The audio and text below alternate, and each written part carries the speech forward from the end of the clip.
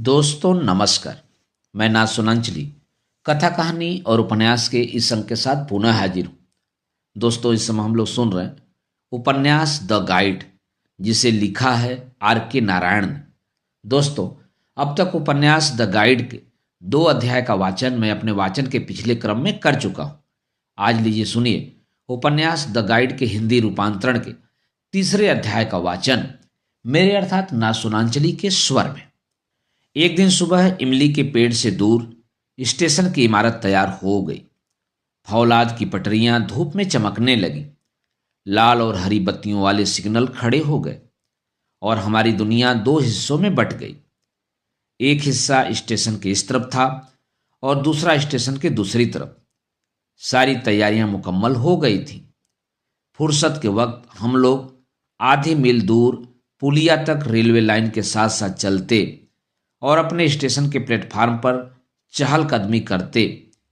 Station के हाथे में गुलमोहर का एक पौधा लगाया गया था। हम लोग बरामदे में जाकर स्टेशन मास्टर के कमरे में झांक कर देखते। एक दिन हम लोगों को छुट्टी दी गई। लोग कह रहे थे आज हमारे शहर में ट्रेन आएगी। स्टेशन को झंडियों और बंदनवारों से सजाया गया था। शहनाई और बैंड बाजे बज रहे थे। रेल की पटरियों पर नारियल फोड़े जा रहे थे। इसी वक्त भग भग करता हुआ एक इंजन आया, जिसके पीछे 2 डिब्बे लगे थे। शहर के बहुत से बड़े बड़े लोग वहां मौजूद थे। Collector, police superintendent, municipal committee का चेयरमैन और हाथों में हरे रंग का निमंत्रण पत्र लिए स्थानीय व्यापारी भी इकट्ठे थे। प्लेटफार्म पर पुलिस का पहरा था और जनता को भीतर जाने की इजाजत नहीं थी। मुझे लगा कि मेरे साथ धोखा किया गया है। मुझे इस बात का गुस्सा था कि कैसे कोई मुझे प्लेटफार्म पर जाने से रोक सकता था। प्लेटफार्म पर सबसे परले सिरे की रेलिंग में से निकलकर मैं भी इंजन का स्वागत करने वालों की भीड़ में शामिल हो गया। शायद मैं इतना छोटा था कि मेरी तरफ किसी का ध्यान न गया। बरामदे में मेजें सजाई गई थी, जिनके इर्द गिर्द अफसर लोग जलपान कर रहे थे। इसके बाद कुछ लोगों ने खड़े होकर लेक्चर दिया। पूरे लेक्चर में सिर्फ मालगाड़ी शब्द मेरे पल्ले पड़ा। लेक्चर खत्म होने पर लोगों ने तालियां बजाईं, बैंड बजने लगा, इंजन ने सीटी मारी, स्टेशन की घंटी बजने लगी, गार्ड ने सीटी बजाई और जलपान करने वाले लोग जाकर ट्रेन में बैठ गए।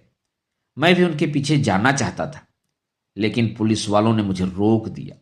ट्रेन चलने लगी और जल्द ही आंखों से ओझल हो गई। बाहर खड़ी भीड़ को अब प्लेटफार्म पर आने की इजाजत मिल गई। उस दिन मेरे पिता की दुकान पर इतनी बिक्री हुई जितनी पहले कभी नहीं हुई थी। हमारे घर के ऐन सामने स्टेशन के पिछवाड़े पर बने पत्थर के एक छोटे से मकान में जब स्टेशन मास्टर और एक खलासी आकर रहने लगे, उस वक्त तक मेरे पिता इतने संपन्न हो गए थे कि उन्होंने शहर से सामान खरीद कर लाने के लिए एक तागा और घोड़ा खरीद लिया था। मेरी मां ने रत्ती भर उत्साह नहीं दिखाया। वे बोली, 2 भैंसों को संभालना तो मुश्किल हो रहा है, फिर तुमने यह नई इल्लत क्यों पाल ली? घोड़ा लिया है तो उसके लिए दाने का भी बंदोबस्त करना पड़ेगा। पिता ने मां की बात का ब्यौरेवार जवाब नहीं दिया। उन्होंने सिर्फ इतना कहा, तुम्हें इन बातों का कुछ पता नहीं। मुझे रोज शहर में इतना काम रहता है और अक्सर बैंक भी जाना पड़ता है। उन्होंने बैंक शब्द पर गर्व से जोर दिया, लेकिन मेरी मां पर इसका कोई असर न पड़ा। अब हमारे अहाते में छप्पर डालकर एक अस्तबल बनाया गया, जिसमें कत्थई रंग का घोड़ा बांधा जाता था। उसकी देखभाल के लिए मेरे पिता कहीं से एक साइज भी ले आए थे। घोड़ा तागा आने के बाद से सारे शहर में हमारी चर्चा होने लगी थी, लेकिन मेरी मां इससे कभी खुश नहीं हुई। वह इसे मेरे पिता के असाधारण अहंकार का प्रदर्शन समझती थी और पिता के समझाने का उन पर कोई असर नहीं होता था। मां का ख्याल था कि दरअसल मेरे पिता को इतना कामकाज नहीं रहता।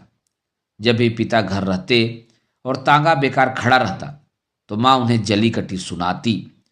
शायद मां चाहती थी कि मेरे पिता हर वक्त तागे में बैठकर गलियों के चक्कर काटते रहें। शहर में उन्हें मुश्किल से 1 घंटे का काम होता था और वे ठीक वक्त पर आकर दुकान चलाते थे। तब पिताजी दिन में कई घंटों तक दुकान को एक दोस्त की देखभाल में छोड़ दिया करते थे। मेरा ख्याल है कि माँ की जली कटी बातों का उन पर असर होने लगा था, क्योंकि उनका गुस्सा कम हो गया था और जब भी तागा और घोड़ा इमली के पेड़ तले बेकार खड़े रहते थे या पिताजी देर से घर पर लौटते तो वे क्षमा याचना करने लगते। वे अक्सर माँ से कहते, तुम चाहो तो तांगा लेकर बाजार चली जाओ, लेकिन माँ इनकार कर देती। रोज मुझे कहाँ जाना होता है? हो सकता है तुम्हारे तागे में बैठकर मैं किसी शुक्रवार को मंदिर जाऊं, लेकिन क्या मंदिर जाने के लिए साल भर इतना खर्च बांधना ठीक है? जानते हो घास और चने का कितना खर्च है? माँ के लगातार विरोध से तंग आकर पिता ने घोड़ा बेचने की बात पर गंभीरतापूर्वक सोचा और उन्हें एक विलक्षण तरकीब सूझी। वे तागा तुड़वाकर स्प्रिंगदार बैलगाड़ी बनवाना चाहते थे। बाजार के फाटक के पास बैठने वाले लुहार ने ऐसी बैलगाड़ी बनाने का वादा किया था। साइस ने इस विचार का मजाक उड़ाते हुए मेरे पिताजी को यह यकीन दिलाने की कोशिश की कि लुहार तांगे को मेज कुर्सी बनाकर छोड़ देगा, जो सिर्फ इमली के पेड़ तले रखने के काबिल होगा। इसी तरह कोई घोड़े को बैल में बदलने का वादा भी कर सकता है। फिर उसने एक ऐसा सुझाव दिया जो मेरे पिता की व्यावसायिक बुद्धि को बहुत अच्छा लगा। मैं भाड़े पर इस तागे को बाजार में चलाऊंगा। घोड़े की घास और चनों का खर्चा मेरे जिम्मे रहा। मैं रोज आकर आपको 2 रुपये दे दिया करूंगा। आप सिर्फ मुझे अपना शेड इस्तेमाल करने दीजिए। शेड का किराया मैं 1 रुपया महीना के हिसाब से दे दिया करूंगा और 2 रुपये से ज़्यादा जितनी आमदनी होगी वह मेरी होगी। यह बड़ा मज़ेदार सुझाव था। मेरे पिताजी को जिस वक्त भी जरूरत पड़ती तागा मिल जाता। बिना किसी झंझट के रोज किराया भी मिल जाता था। धीरे धीरे तांगे वाले ने आकर सवारियां न मिलने का रोना शुरू किया। हमारे घर के सामने सांझ के झुटपुटे में मेरे पिता तांगे वाले से बहस करते थे और अपने 2 रुपये वसूल करने की कोशिश करते थे। अंत में मेरी माँ भी झगड़े में हिस्सा लेने लगी। इन लोगों पर भरोसा मत करो। आज मेले के दिन भी यह कहता है कि इसने पैसे नहीं बनाए। हम इस पर कैसे यकीन कर सकते हैं? मेरी माँ को यकीन था कि तांगे वाला अपनी कमाई शराब में फूंक डालता है। मेरे पिता तपाक से कहते, शराब पीता है तो हमें क्या? हमें इस बात से कोई सरोकार नहीं। हर रोज यही कांड होता था। रात के वक्त तांगे वाला इमली के पेड़ तले खड़ा होकर रिरियाता था। साफ जाहिर था कि वह हमारे पैसे हड़प रहा था। कुछ दिनों के बाद आकर उसने कहा, घोड़ा बहुत मरियल हो गया है, उससे अब अच्छी तरह भागा नहीं जाता। उसका दिमाग सही काम नहीं करता। बेहतर होगा कि इस घोड़े को बेचकर हम नया घोड़ा खरीद लें, क्योंकि मुसाफिर अब कम किराया देते हैं, उन्हें तकलीफ पहुंचती है। पहियों के स्प्रिंग भी बदलवाने होंगे। वह बार बार सुझाव देता था कि यह तांगा बेचकर नया तागा खरीदना चाहिए। जब भी मेरी माँ यह बात सुनती तो आग बबूला होकर चिल्लाने लगती कि ये घोड़ा और तागा खरीद कर ही उन्हें काफ़ी तजुर्बा हो गया है। इन सब बातों से तंग आकर मेरे पिता कहते कि उन्होंने खामखा इल्लत पाल ली है। तागे वाले ने कहा कि एक आदमी घोड़े और तांगे के लिए 70 रुपये देने को तैयार है। मेरे पिता ने बढ़वाकर कीमत 70 से 75 रुपये करवा ली और अंत में तांगे वाला नगद रुपये लेकर आ गया और खुद तागा चलाने लगा। मालूम होता था कि इस काम के लिए उसने हमारे पैसों में से काफ़ी रकम बचा ली थी। खैर, तागे से छुटकारा पाकर हमें खुशी हुई। तांगे वाले ने बड़ी चालाकी से सौदा किया था, क्योंकि जब रेलगाड़ियां नियमित रूप से हमारे स्टेशन पर आने लगीं तो हमने देखा कि हमारा तांगा शहर में सवारियां भर कर ले जाता और तांगे वाले को खूब आमदनी होने लगी थी। मेरे पिता को रेलवे स्टेशन में दुकान चलाने की इजाज़त मिल गई थी। वह कितनी शानदार दुकान थी। उसका फर्श सीमेंट का था और दीवारों में अलमारियां बनी हुई थी।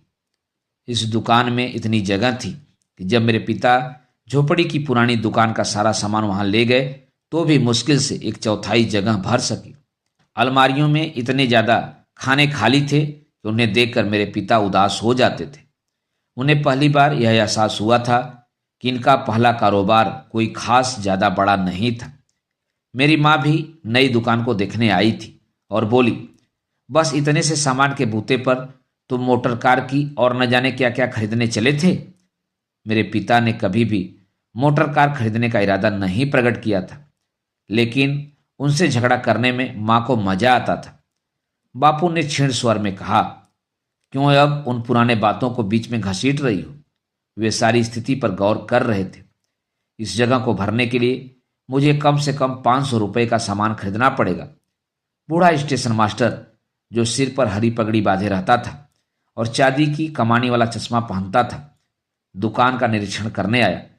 मेरे पिता ने स्टेशन मास्टर के प्रति आदरपूर्ण रुख अपनाया। उसके पीछे नीली कमीज और पगड़ी पहने काडिया खलासी खड़ा था। मेरी माँ विनीत भाव से भीतर घर में चली गई। स्टेशन मास्टर सिर तिरछा करके दूरी से इस तरह दुकान को देखने लगा जैसे कोई कलाकार किसी कलाकृति को देख रहा हो। वफादार खलासी भी स्टेशन मास्टर की हर बात का समर्थन करने के लिए तैयार हो गया।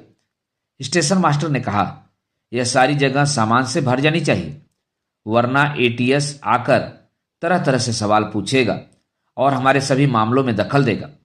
तुम्हें यह दुकान दिलाने में बहुत परेशानी उठानी पड़ी थी। मेरे पिता मुझे दुकान में बैठाकर सामान खरीदने के लिए शहर चले गए। स्टेशन मास्टर ने सलाह दी थी, बहुत ज़्यादा चावल और वैसी चीज़ों की नुमाइश की यहाँ ज़रूरत नहीं है। दूसरी दुकान में ये चीज़ें रखी जा सकती हैं। सफ़र के दौरान मुसाफिर इमली और दालों की मांग नहीं करेंगे। मेरे पिता ने स्टेशन मास्टर की हिदायतों का पूरी तरह से पालन किया। अब वह मेरे पिता की नज़रों में ईश्वर बन गया था और मेरे पिता खुशी खुशी उसके हर हुक्म को बजा लाते थे। अब स्टेशन वाली दुकान में कीलों से केलों के बड़े बड़े गुच्छे लटकने लगे थे। मेम्पू संतरे बड़े बड़े बर्तनों में तली चीज़ें, बोतलों में पिपरमेंट की रंगीन गोलियां, मिठाइयाँ, डबल रोटियां और बंज दिखाई देने लगे। चीज़ों को इतने आकर्षक ढंग से सजाया गया था कि देखते ही भूख लगने लगती थी। अलमारी के बहुत से खाने सिगरेटों से भरे थे। बापू को हर किस्म के ग्राहक को संतुष्ट करने के लिए पहले से सारा इंतजाम करना पड़ता था। पुरानी झोपड़ी वाली दुकान पर उन्होंने मुझे बैठा दिया। उनके पुराने ग्राहक अभी भी अपनी आदत के अनुसार वही चीज़ें खरीदने के लिए गपशप करने के लिए आते थे, लेकिन मैं उन्हें संतुष्ट नहीं कर पाता था। मुकदमेबाजी और सिंचाई की बातें सुनकर मैं ऊब जाता था। अभी मेरी उम्र छोटी थी, इसलिए मैं उनकी समस्याओं और उनके कारोबार की बारीकियों को समझने में असमर्थ था। मैं गुमसुम होकर उनकी बातें सुनता रहता। जल्द ही वे भाप गए कि मैं उनका साथ नहीं दे सकता। वे मुझे छोड़कर मेरे पिता के पास दूसरी दुकान में चले जाते, लेकिन वहाँ भी उनकी मुराद पूरी न होती। नई दुकान उन्हें अजब और फैशनेबल मालूम होती और उन्हें अपनापन महसूस न होता। कुछ दिनों बाद मेरे पिता विनीत भाव से अपनी पुरानी दुकान पर आकर बैठ गए और उन्होंने मुझे नई दुकान संभालने के लिए भेज दिया। जब मालगुड़ी वाला पुल तैयार हो गया तो हमारी लाइन पर नियमित रूप से गाड़ियां चलने लगी। जब स्टेशन मास्टर और नीली कमीज वाला खलासी दिन में दो दो गाड़ियों को रिसीव और लाइन क्लियर देते थे तो देखने में बड़ा मजा आता था। दोपहर की ट्रेन मद्रास से आती थी और शाम की ट्रेन त्रिची से। नई दुकान में मैं बड़ी फुर्ती से काम करता।